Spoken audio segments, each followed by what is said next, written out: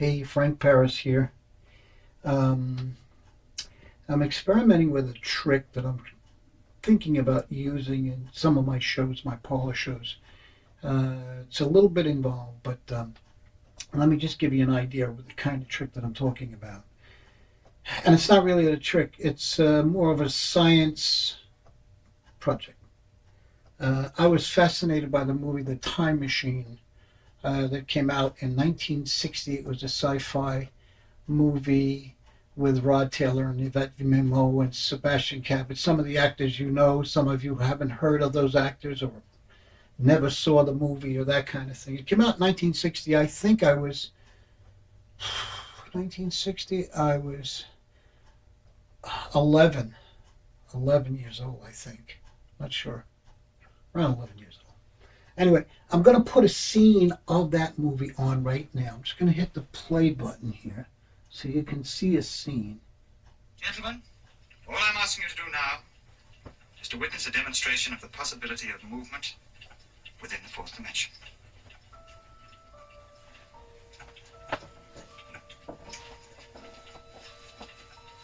Doctor, could I have your help? Oh, certainly, certainly.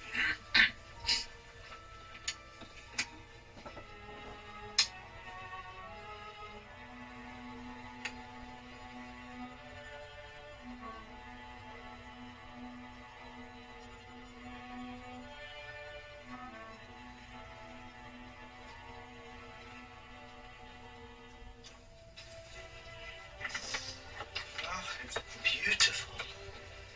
Remarkable. Very nice, Joe. Fascinating. What is it? This is only a small experimental model, of course. To carry a man, a larger edition is needed. To carry a man? Where? Into the past or into the future. This is a time machine. All right, George, now you've had your little joke. Suppose you tell us what this contraption's really for. I've already told you, Doctor. The larger model can be used to carry a passenger on a journey through time. Not through space, mind you, but through time. I say, George, you're going to start floating about in the future. Aren't you going to rather mess things up for the rest of us? No, the future's already there. It's irrevocable and cannot be changed. I wonder. You know, that's the most important question to which I hope to find an answer. Can man control his destiny? Can he change the shape of things to come? Oh, now, look here, George. If you've gone out of your head, I forgive you. But if you've made us waste all this time listening to you talk so much... No, Doctor. You're here as witnesses. To see, not to listen. To see? What? The experiment I am about to perform. First, let me tell you how it works. Here in this compartment, you see the saddle where the time traveler sits. And in front of him are the controls. Wait, let's do this properly. You can spare a cigar, I trust, Doctor? Now, let us imagine that this cigar is the time traveler. Now, in front of him is the lever which controls movement. Forward pressure sends the machine into the future. Backward pressure into the past. And the harder the pressure, the faster the machine travels. Of course, our little experiment can be performed only once. If it succeeds, I lose my model forever. That's why I need witnesses. Go ahead, George. You ready, gentlemen?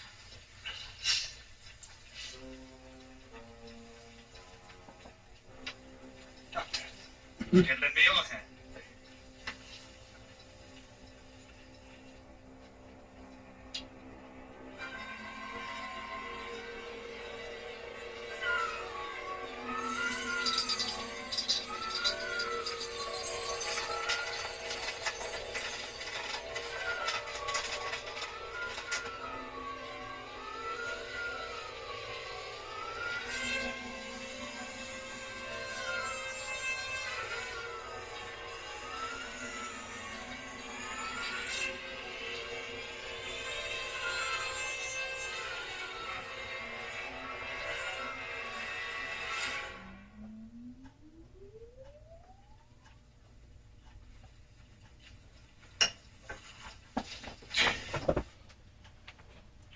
Anyway, I wanted you to see that My first years, you scene. say, a good friend I still thank. Okay, we're going to get rid of that. There we go.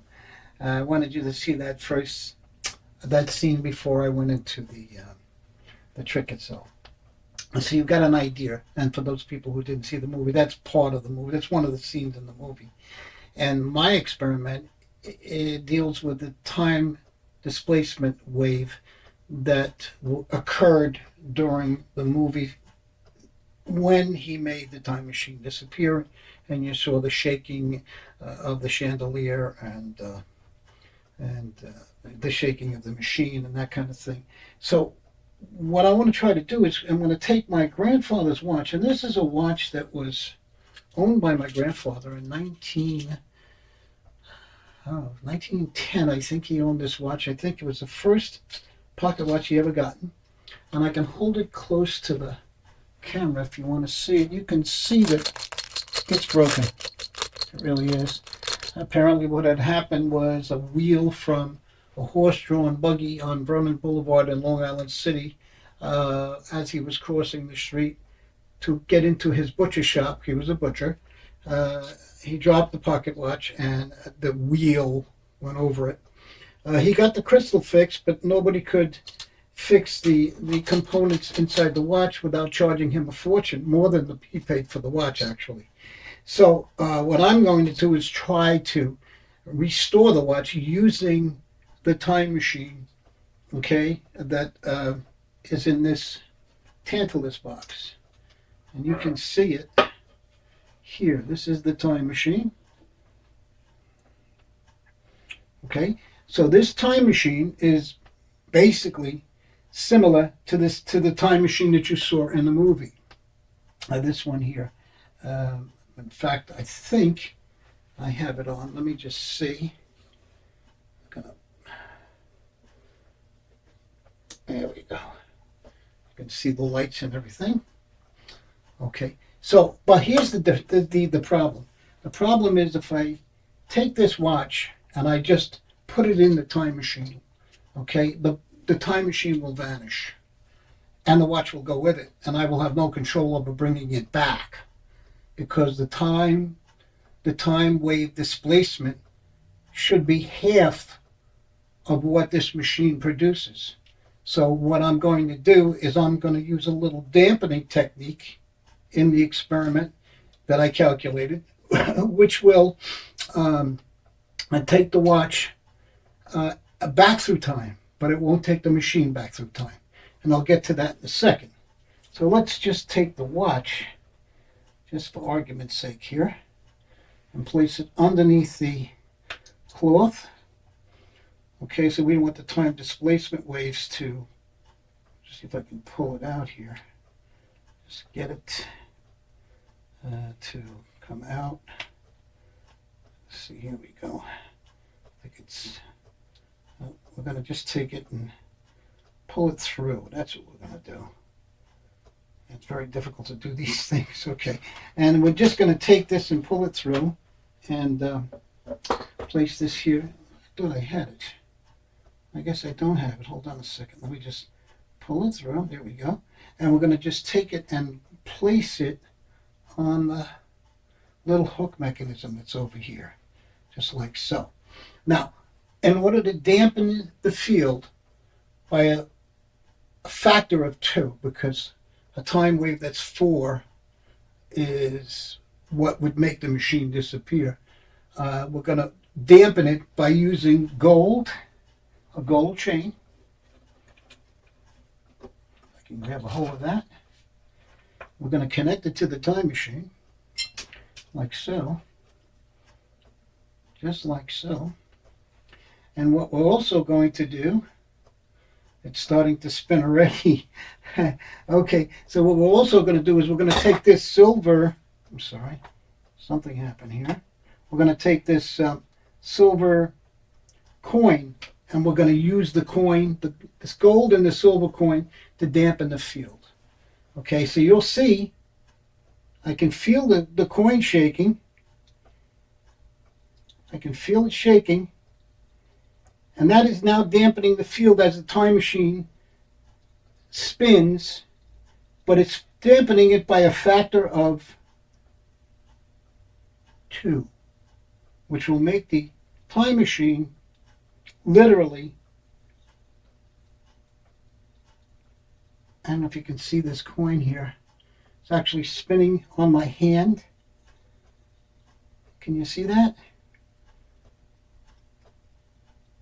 It's actually spinning on my hand. So it is actually dampening the field so that when the machine stops, the clock will have gone back in time, repaired itself, and then came forward in time past the point where my grandfather dropped it on the street on the way to work. So we'll see if that worked. And let me just turn the machine off if I can. We have to wait for it to stop. So if everything went well, the time machine brought the clock back to before it broke and then brought it forward. Okay, so let's just see what happened here.